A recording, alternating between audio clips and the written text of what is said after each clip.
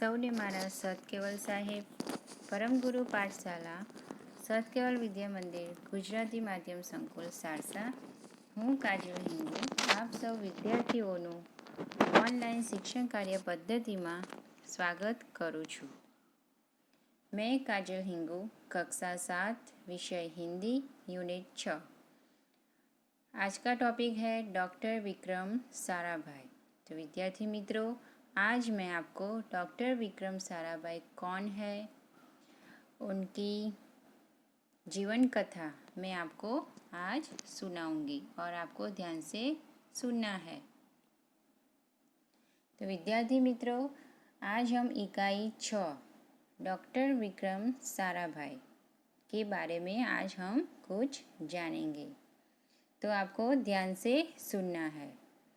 हमारे जीवन को सुविधापूर्ण बनाने में वैज्ञानिकों का प्रमुख योगदान रहा है। तो डॉक्टर विक्रम साराभाई कौन थे विद्यार्थी मित्रों, आपको पता है? ओके, तो हमारे डॉक्टर विक्रम साराभाई एक वैज्ञानिक थे। प्रस्तुत इकाई में हमें विक्रम साराभाई जैसे अद्भुत व्यक्तित्व से परिचित कराती है।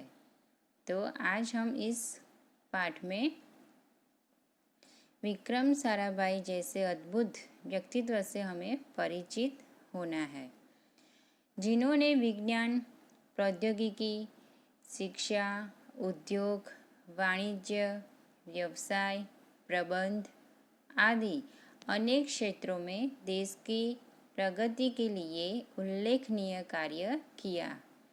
उनके जीवन में घटनाओं से प्रेरित होकर अवलोकन, परीक्षण व परिश्रम से वैज्ञानिक दृष्टिकोण विकसित कर हम भी महान वैज्ञानिक बन सकते हैं।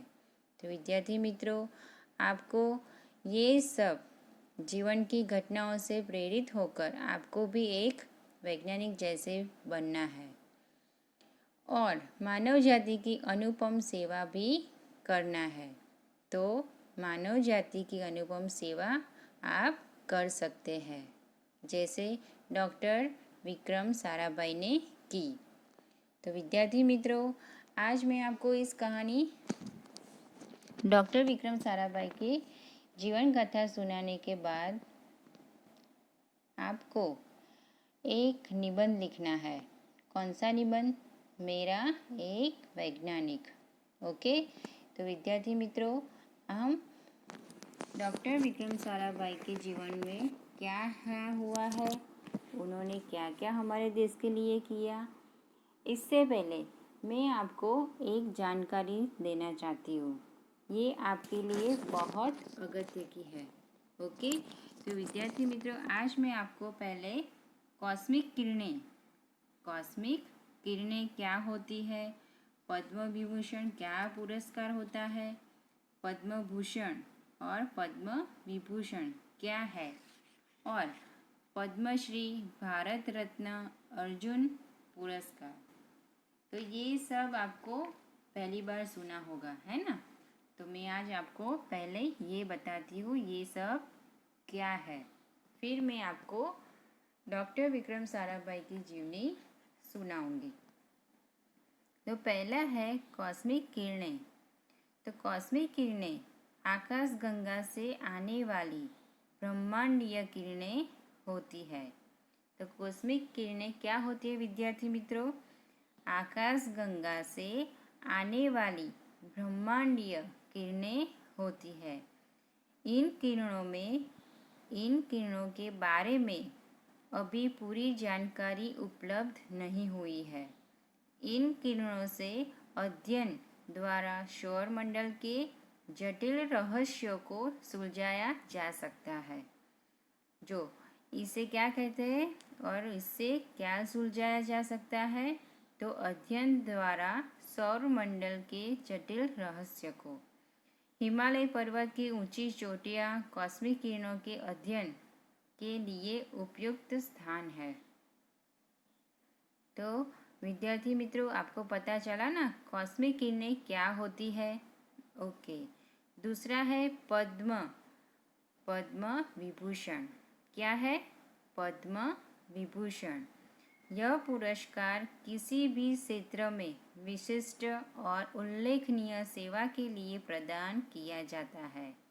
तो पद्म विभूषण क्या है? एक पुरस्कार है। तो किसे दिया जाता है? किसी भी क्षेत्र में विशिष्ट और उल्लेखनीय सेवा के लिए प्रदान किया जाता है।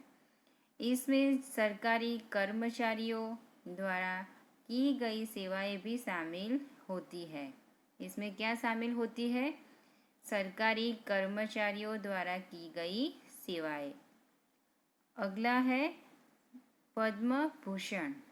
तो ये कैसा पुरस्कार है, हम देखें। यह पुरस्कार किसी भी क्षेत्र में उच्च स्तर की उल्लेखनीय सेवा के लिए प्रदान किया जाता है। ये पुरस्कार किसको मिलता है विद्यार्थी मित्रों? तो किसी भी क्षेत्र में उच्च स्तर એટલે ऊंचा स्तर की उल्लेखनीय सेवा, ऊंचा यानी सबसे बड़ी सेवा जो लोकप्रिय हो, उल्लेखनीय सेवा के लिए प्रदान किया जाता है।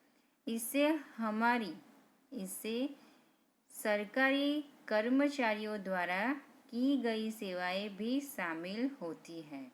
इसमें कौन शामिल होती है कि सरकारी कर्मचारियों द्वारा की गई सेवाएं भी शामिल होती है। तो विद्यार्थी मित्रों, आपको पता चला ना कॉस्मिक किरणें क्या होती है, पद्म विभूषण क्या है और पद्म भूषण पुरस्कार किसको दिया जाता है, आपको पता चला ना? ओके। पद्मश्री चौथा है हमारा पद्मश्री।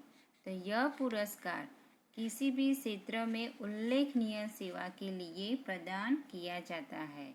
तो यह पुरस्कार किसे दिया जाता है कि किसी भी क्षेत्र में उल्लेखनीय सेवा, जो बड़ी से बड़ी सेवा के लिए प्रदान किया जाता है।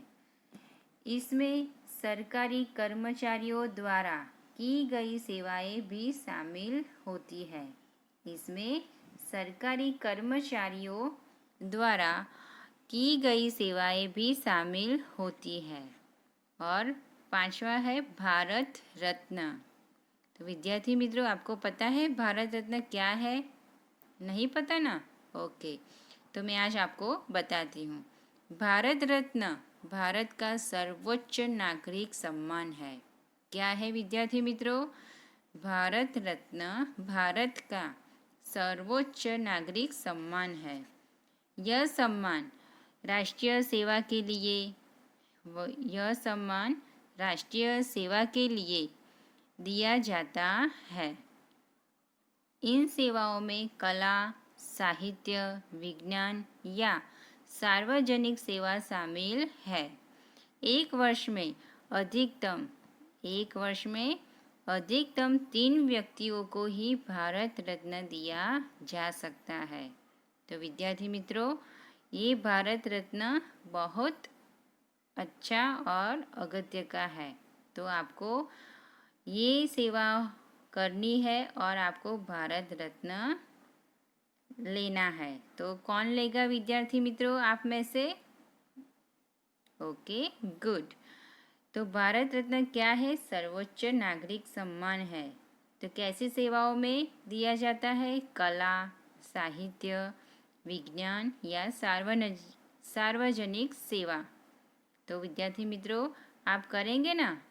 ओके, हम आगे चलते हैं। तो छठा है अर्जुन पुरस्कार। अर्जुन पुरस्कार क्या है मित्रों, आपको पता है?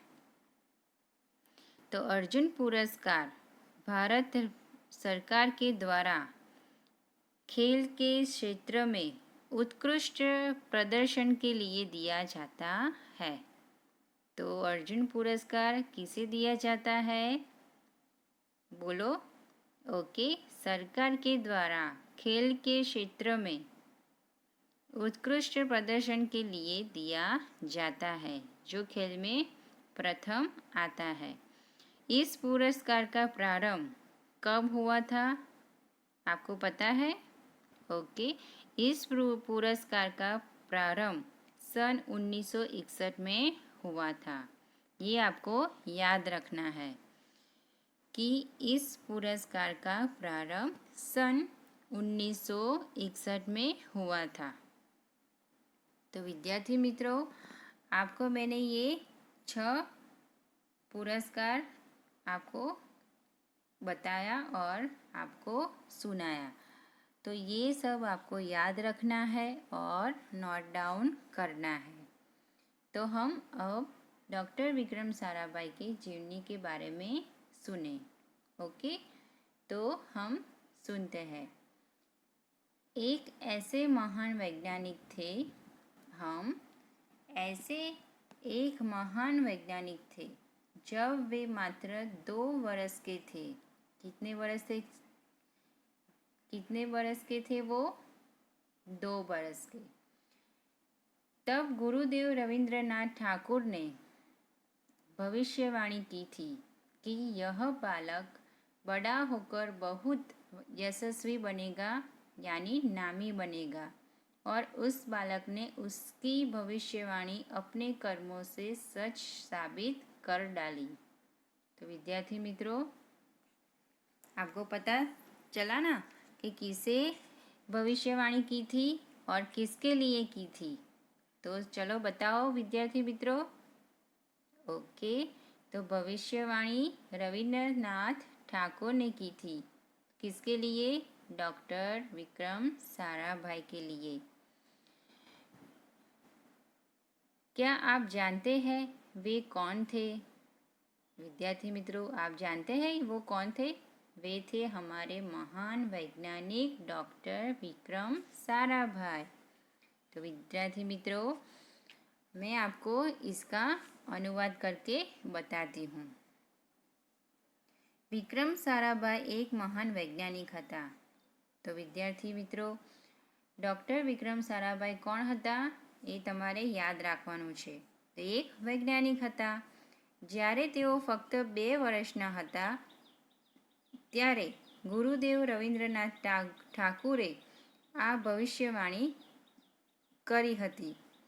આ બાળક મોટો થઈને ખૂબ જ યશસ્વી બનશે અને તે બાળક તેમની આ ભવિષ્યવાણી પોતાના કર્મોથી સાચી સિદ્ધ કરી। डॉक्टर विक्रम साराभाई का जन्म 12 अगस्त सन 1912 के अहमदाबाद में हुआ था। तो आपको ये याद रखना है कि डॉक्टर विक्रम साराभाई का जन्म कब और किस साल में और कहाँ हुआ था। उनका परिवार एक प्रतिष्ठित उद्योगपति परिवार था। तो उनका परिवार कैसा था? प्रतिष्ठित उद्योगपति। ओके, तो विद्यार्थी मित्रों, आपको ये भी याद रखना है। पिता का नाम क्या था और माता का नाम क्या था? ओके, पिता का नाम अंबालाल था और माता का नाम सरला देवी था। विक्रम साराभाई 8 भाई बहन थे। विक्रम साराभाई के कितने भाई बहन थे? 8। तो डॉक्टर विक्रम साराभाईનો જન્મ 12 ઓગસ્ટ સન 1912 રોજ અમદાવાદમાં થયો હતો। તેમનો પરિવાર એક પ્રતિષ્ઠિત ઉદ્યોગપતિ પરિવાર હતો। તેમના પિતાનું નામ અંબાલાલ અને માતાનું નામ સરલા દેવી હતું।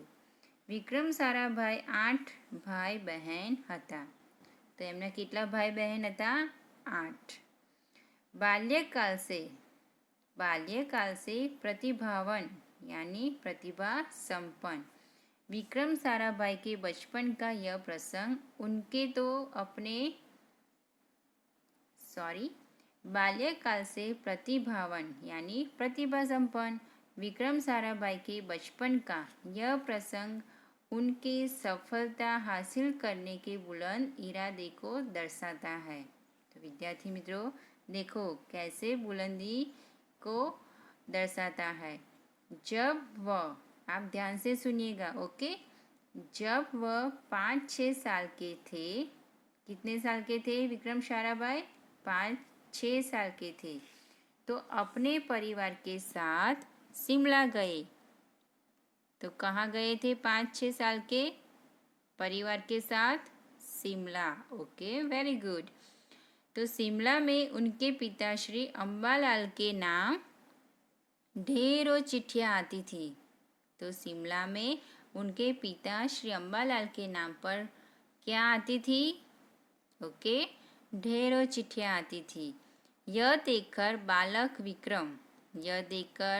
बालक विक्रम के मन में क्या सूझे? ओके, तो बालक विक्रम के मन में भी इच्छा हुई। क्या इच्छा हुई? कि उनके नाम भी खूब सारे पत्र आए।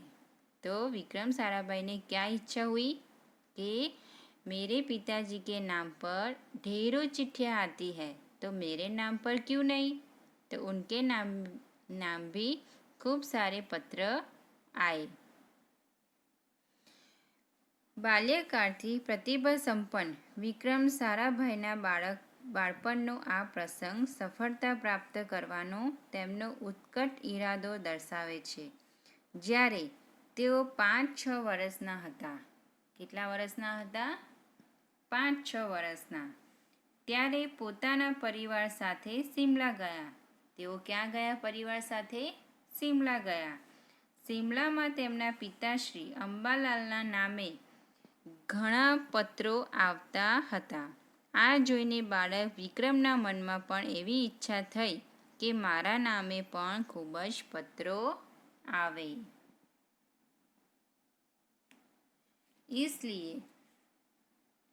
इसलिए कई लिफाफा पर अपना नाम तथा पता लिखा और डाकघर में डाल दिए. तो विक्रम साराभाई ने क्या किया? देखो, इसलिए कई लिफाफा पर अपना नाम तथा पता लिखा और कहाँ डाल गए? डाकघर में डाल दिए. फिर क्या था? उनके नाम पर ढेरों चिट्ठियाँ आने लगी. पिता ने देखा तो उनके मन में बालक विक्रम के इस काम के पीछे के उद्देश्य को जानने की इच्छा हुई. तो किसे इच्छा हुई? विक्रम के पिताजी को. असलियत मालूम होने पर उन्हें हंसी आई, लेकिन सफलता पाने की इच्छा जानकर अच्छा भी लगा. जब वह 8 साल के थे, विक्रम साराभाई 8 साल के थे तो साइकिल पर विभिन्न कलाबाजियाँ करते. कलाबाजियाँ यानी करतब करते और लोगों को अचंभित कर देते थे और लोगों को विस्मित या आश्चर्यचकित कर देते थे. उन्होंने साहसिक कारनामे भी प्रिय थे. गणित तथा भौतिकी के प्रति उनकी गहरी दिलचस्पी थी. भौतिकी यानी भौतिक शास्त्र के प्रति उनकी गहरी दिलचस्पी थी. तो मैं आपको ये इसका अनुवाद करके बताती हूँ. આથી તેમણે અનેક કવર ઉપર પોતાનું નામ તથા સરનામું લખીને તે ટપાલ પેટીમાં નાખી દીધી. પછી તો તેમના નામે થોકબંધ પત્રો આવવા લાગ્યા. તો ડૉક્ટર વિક્રમ સારાભાઈને શું કર્યું? એમણે એમની જાતે જ એમના પત્ર ઉપર એમનું નામ અને સરનામું લખીને ડાકઘરમાં એટલે ટપાલ પેટીમાં નાખી દીધા. પછી તો એમના નામે બધા પત્રો આવવા લાગ્યા. પિતાજીએ આ જોયું તો વિક્રમના આ કાર્યની પાછળ રહેલો ઉદ્દેશ્ય જાણવાની તેમના મનમાં ઈચ્છા થઈ. હકીકતની ખબર પડતા જ તેમને હસવું આવ્યું. શાની હકીકત? કે પિતાજી તમારા નામે આટલી બધી ચિઠ્ઠીઓ આવે છે તો મારા નામ પર કેમ નહીં? પરંતુ સફળતા પ્રાપ્ત કરવાની ઈચ્છા જાણીને સારું પણ લાગ્યું. જ્યારે તેઓ 8 વર્ષના હતા ત્યારે સાયકલ પર જુદા જુદા ખેલ કરતા અને લોકોને ચકિત કરી દેતા. તેમને સાહસિક કામો પણ પ્રિય હતા. ગણિત અને ભૌતિક વિજ્ઞાનમાં તેમને ઊંડો રસ હતો। तो विद्यार्थी मित्रों, डॉक्टर विक्रम साराभाई को किस विषय में रस था? ओके, भौतिक शास्त्र और गणित शास्त्र में। उन्होंने मैट्रिक की परीक्षा सन 1934 में पास की थी। उन्होंने मैट्रिक की परीक्षा सन 1934 में प्राप्त की थी, पास की थी। सन 1934-37 में गुजरात कॉलेज अहमदाबाद से इंटर की पढ़ाई की। तो ये विद्यार्थी मित्रों, आपको ये सन याद रखना है और कॉलेज का नाम भी याद रखना है। ओके, और कहाँ की थी और किस कॉलेज में किसकी पढ़ाई की थी, ये भी आपको याद रखना है। तो सन 1934-37 में गुजरात कॉलेज अहमदाबाद में से इंटर की पढ़ाई की। सन 1937 में इंग्लैंड चले गए। कहाँ चले गए 1937 में? ओके, इंग्लैंड चले गए। सन 1940 में कैम्ब्रिज से गणित व भौतिकी में बीएससी की परीक्षा में सफलता प्राप्त की। तो मैं आपको एक प्रश्न पूछती हूँ, तो सन 1940 में किस परीक्षा में सफलता प्राप्त की थी विद्यार्थी मित्रों? ओके, गणित और भौतिकी में बीएससी की परीक्षा में सफलता प्राप्त की थी। Very good. तत्पश्चात द्वितीय विश्व युद्ध के शुरू होते ही विक्रम साराभाई भारत लौट आए। तो विक्रम साराभाई भारत कब लौट आए? तो द्वितीय विश्व युद्ध के शुरू होते ही। भारत में उन्होंने सर सीवी रामन तथा डॉक्टर होमी भाभा का सानिध्य मिला। वहाँ राष्ट्रीय स्वतंत्रता आंदोलन से बड़े प्रभावित हुए। वहाँ राष्ट्रीय स्वतंत्रता आंदोलन से बड़े प्रभावित हुए। सन 1942 में वह मृणालिनी स्वामीनाथन, कौन?